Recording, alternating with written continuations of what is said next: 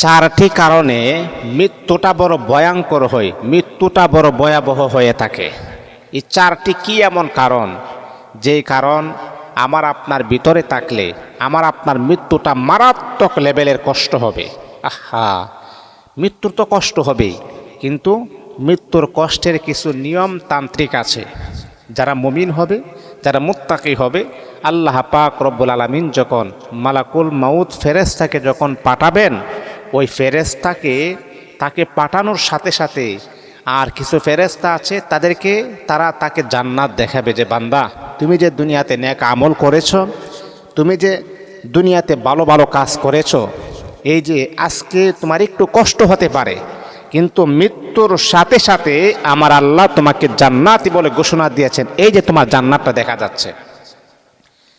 এই জন্যে প্রত্যেকটা মানুষ তারা মৃত্যুর স্বাদ গ্রহণ করতে হবে, এটাই 100% সত্য। কুল্লু নাফসিন যায়িকাতুল মাউত, মৃত্যুর স্বাদ গ্রহণ করতেই হবে। আইনামা তাকুনু ইদরিকুমুল মাউত ওয়ালাউ কুনতুম ফি বুরুজিম মুশাইয়াদা। আপনি মৃত্যু থেকে পলায়ন করলেও মৃত্যু আপনাকে কখনো ছাড়বে না, আপনাকে ধরবেই, আপনাকে গ্রাস করবেই, এটাই 100% সত্য। আজকে আপনি আছেন, কালকে আপনি নাও থাকতে পারেন, এটাই আপনার জীবনের শেষ দিন হতে পারে। এজন্য আমি আপনাদেরকে বলবো, চারটি কারণে মৃত্যুটা বড় কঠিন হয়ে যায়, মৃত্যুটা বড় ভয়াবহ হয়। আজকে আমরা সেই চারটা বিষয় জানবো, যেই বিষয়গুলোর কারণে আমার আপনার মৃত্যুটা বড় ভয়ঙ্কর হবে, আমার আপনার মৃত্যুটা বড় কঠিন হবে, কঠিনের চাইতেও কঠিন হবে। এই জন্যে মৃত্যুর যন্ত্রণাটা বড় কঠিন, কিন্তু যাতে করে আমাদের মৃত্যুটা যেন হালকা হয়, একটু সহজ হয়, এতটা কঠিন যেন না হয়ে যায়, এই জন্যে আমরা কি করতে হবে আর কি কাজ করলে মৃত্যুটা কঠিন হয়, সেই বিষয় নিয়ে আলোকপাত করব। সম্মানিত হাজিরিন, 1 নাম্বার হচ্ছে, কথাগুলো শুনেন, পয়েন্টগুলো আগে শুনেন।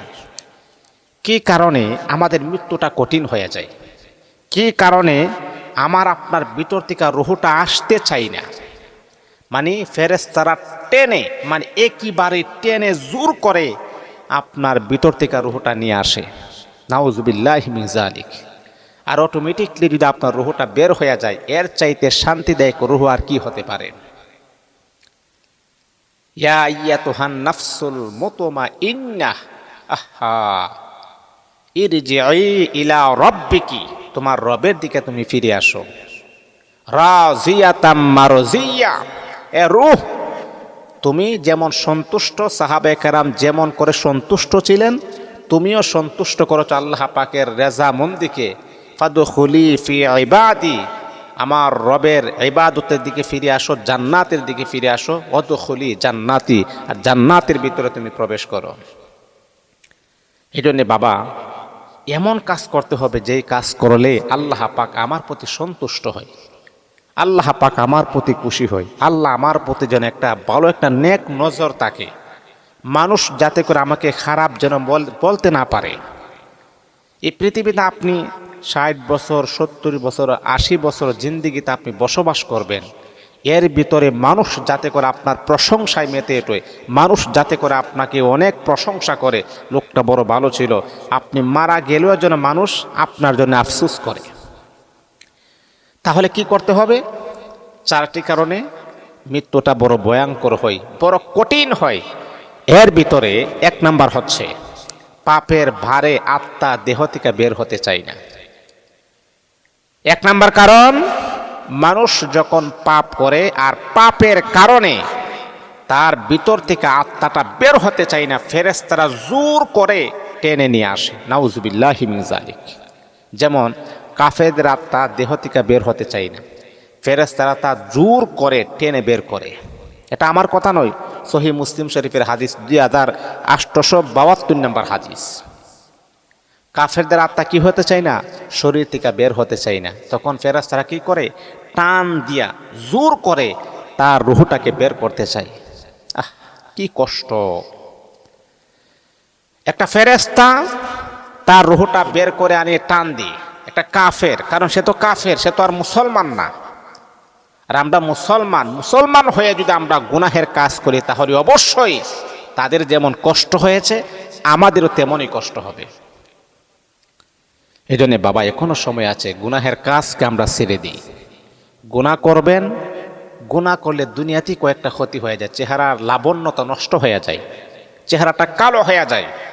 তারপরে গুনাহের কারণে আপনাকে মানুষে দেখলে ঘৃণা করবে, আপনাকে মোহাব্বত করবে না, কারণ আপনি যে পাপিষ্ট আপনার চেহারার মাঝে ফুটে ওঠে।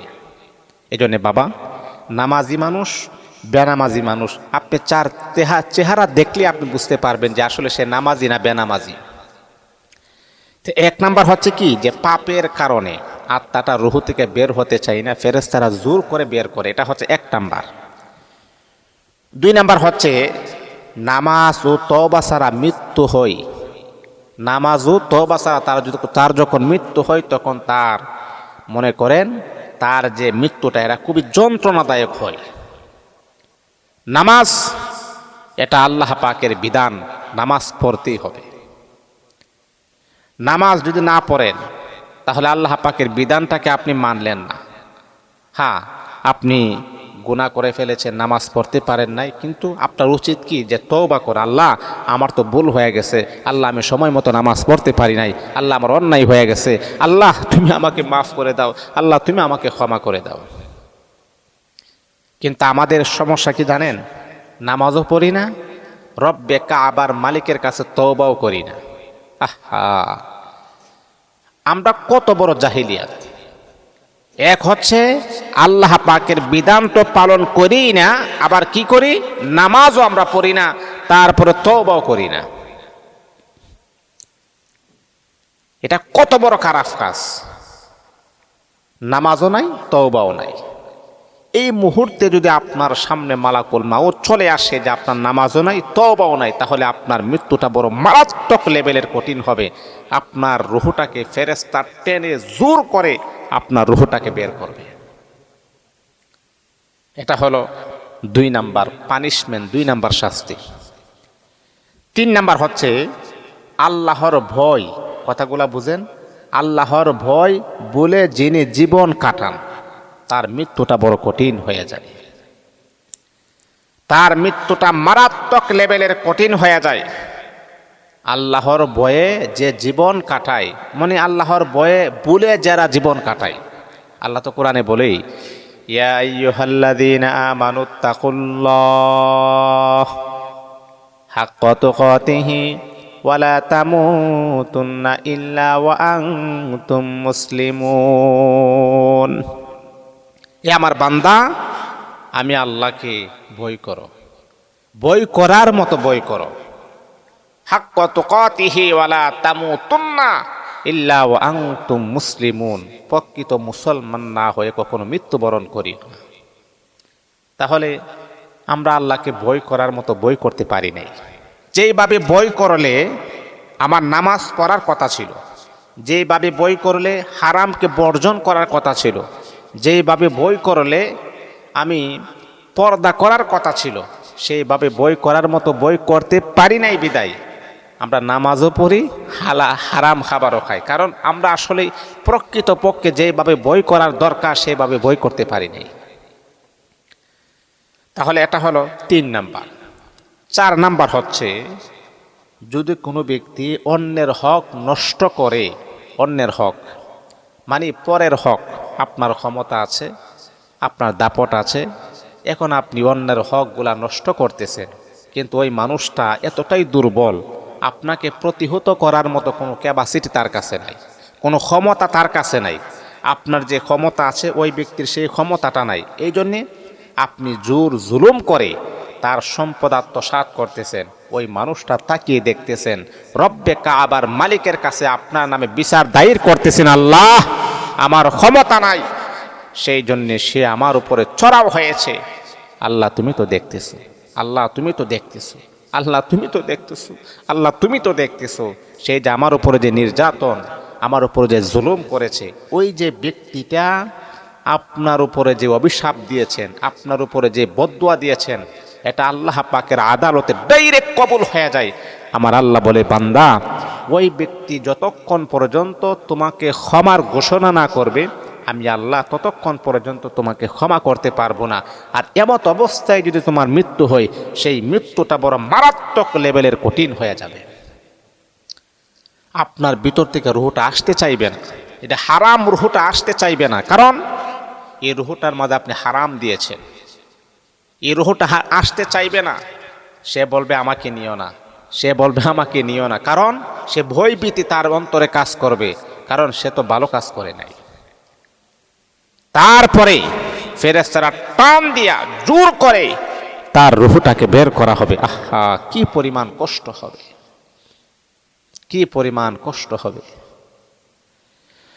এই জন্যে বাবারে, মৃত্যু যেহেতু করতেই হবে, মৃত্যুর আগে আমাদেরকে ভালো কাজ করতে হবে, নেক আমল করতে হবে, দান সাদাকা করতে হবে। যতটুকু সামর্থ্য আছে সেই সামর্থ্য অনুযায়ী অসহায়, গরিব, মিসকিন, বিধবা তাদের পাশে আমাদেরকে দাঁড়াতে হবে। এই জন্যে বাবা, এই 4টি কারণে মৃত্যুটা ভয়াবহ হয়ে থাকে। এই 4টি কারণ যাতে করে আমাদের ভিতরে যেন না থাকে, আল্লাহ পাক আমাদেরকে দিনের জন্য যেন